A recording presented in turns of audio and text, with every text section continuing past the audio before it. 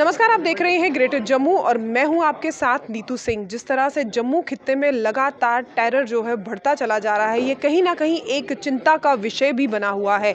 एक समय था, अगर हम पिछले 10 साल पहले की बात करें तो जम्मू पुंछ राजौरी जो है टेरर फ्री हो चुका था, लेकिन जिस तरह से अब लगातार वारदातें सामने आ रही हैं, ये चिंता का विषय है, जिसको लेकर आज पनन कश्मीर द्वारा पत्रकार वार्ता की गई है। जानने की कोशिश करेंगे कि सर, एक बार फिर से पाकिस्तान के नापाक मंसूबे जो हैं वो कामयाब हुए। जम्मू पुंछ राजौरी में जो एक टेरर हमला हुआ, जिसमें हमारे 5 जवान जो है शहीद हुए हैं, क्या कुछ कहना चाहेंगे आप?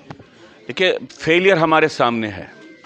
अभी हाल ही में सीआरपीएफ की तरफ से एक उद्घोषणा आई है, जहां पे उन्होंने अपनी पूरी ऑर्गेनाइजेशन को कहा है कि वो स्ट्रिक्टली एसओपीज़ को फॉलो किया करें, और साथ में उन्होंने ये भी कहा है कि भाई आप अपने लोगों को जो आपको इन्फॉर्मेशन आती है उसको बार बार चेक करें।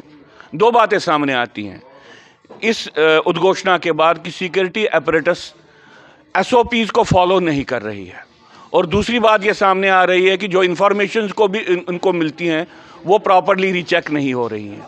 अब अगर ऐसी बात है तो वो बार बार एम्बुशेस में फंस रहे हैं, बार बार वो एंट्रैपमेंट उनकी हो रही है।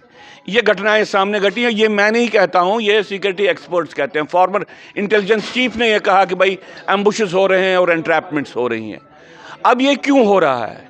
ऐसा क्यों है कि साधारणतः जो हमारी फ़ौज है दुनिया की बेहतरीन फ़ौजों में से है, और हमारी फ़ौज का रिकॉर्ड भी आतंकवाद का मुकाबला करने में दुनिया में सबसे बेहतरीन है। ऐसा क्यों है कि अचानक से हमको कभी लगता है कि इनएफिशिएंसी आ गई है, कभी हमको लगता है कि निष्क्रियता आ गई है? मुझे लगता है कि इसका बड़ा कारण शायद फ़ौज नहीं है, फ़ौज की सोच नहीं है, पॉलिटिकल क्लास की सोच है। पॉलिटिकल क्लास उद्घोषणा करना चाहता है कि हम लड़ाई जीत गए, टेररिज्म डेथ बेड पे है, मर रहा है, शायद कल मरेगा, जो यथार्थ के साथ जिसका संबंध नहीं है। पॉलिटिकल क्लास चाहता है कि ये उद्घोषणा करे कि टूरिज्म के कारण टेररिज्म खत्म होगा। टूरिज्म के कारण टेररिज्म कभी खत्म नहीं होता है। जो ये अलर्ट, जब आप एक साइड से नॉर्मैलिटी की दुहाई दोगे तो फिर दूसरे साइड से अलर्टनेस कम हो जाएगी। अगर आप अलर्ट रखोगे तो फिर आपको नॉर्मैलिटी का पोस्चर नहीं रखना पड़ेगा, आपको एक सीरियसनेस लानी पड़ेगी एडमिनिस्ट्रेशन में कि भाई हालात एबनॉर्मल है, और सब लोगों को कि भाई आपको काम करना पड़ेगा उस स्तर पे। मुझे लगता है कि चूंकि जम्मू कश्मीर में जो आतंकवाद चल रहा है, इसका जो स्वरूप है, इसका जो जिहादी स्वरूप है, सरकार इसको मान नहीं रही है, सरकार इसको पूरी तरह से रिकॉग्नाइज नहीं कर रही है। इसके कारण सरकार टेररिज्म को सिर्फ डे टू डे लेवल पे फाइट करना चाहती है, इसको समूलता नष्ट नहीं करना चाहती है। सर, आपका क्या मानना है कि आर्मी को फ्री हैंड कर देना चाहिए? क्योंकि जिस तरह से अब लगातार पुंछ राजौरी में ये आई थिंक 24 महीनों की अगर बात करें तो ये छठा जो है हमला हो चुका है। देखिए, हमने सुना है हम इसको कि भाई माइक्रो मैनेजमेंट हो रही है किसी भी एरिया में। अगर पॉलिटिकल क्लास सिक्योरिटी ऑपरेशंस को माइक्रो मैनेज करेगा तो फिर क्या होगा? हर जगह इंटरफ्रेंस होती है। अगर ये बात, क्योंकि उनको दिखाना है, दुनिया को दिखाना है स्टैटिस्टिक्स के माध्यम से, उद्घोषणाओं के माध्यम से, यहाँ पे तो बाकी जगहों से अच्छा हो रहा है। देखिए, यहाँ पे एक युद्ध चल रहा है, इस युद्ध का एक स्वरूप है। इसमें आप, सरकार खुद कहती है पाकिस्तान इन्वॉल्व है, हम कहते हैं पाकिस्तान भी इन्वॉल्व है, और पान इस्लामिक तंत्र जो है वो भी इन्वॉल्व है।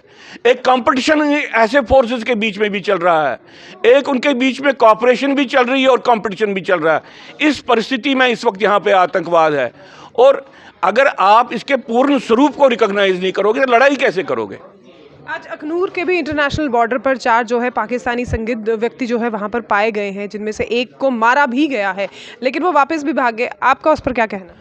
देखिए, हमने जो सुना है वो ये है कि भाई सिक्योरिटी फोर्सेस ने बार बार इनको कहा है कि भाई ये सारा जंगल है, इसकी टोपोग्राफी ऐसी है कि इसको वहाँ से आतंकवाद को निकालने के लिए समय लगेगा, या वहाँ पे एक बिगर ऑपरेशंस करने पड़ेंगे। ये हमने सुना है बार बार। हमको कभी डर लगता है कि क्या भारत सरकार पॉलिटिकल रीजंस के कारण कहीं उन्होंने लोगों को अंदर तो नहीं आने दिया, वहाँ पे लोग बैठे तो नहीं है और उनको निकालने का कोई क्रम नहीं है वहाँ पे, क्योंकि टोपोग्राफी डिफिकल्ट है। तो कहीं आतंकवाद ने राजौरी पुंछ में कोई परमानेंट फुटहोल्ड तो नहीं बनाया है? सर, वहीं कहा भी जा रहा है ना, सूत्रों के हवाले से ये भी सुनने में आ रहा है कि पुंछ राजौरी में अब तक 20 से 30 जो है आतंकी छुपे हुए हैं। मैं नंबर जो है, ये स्टैटिस्टिकल्स गेम है।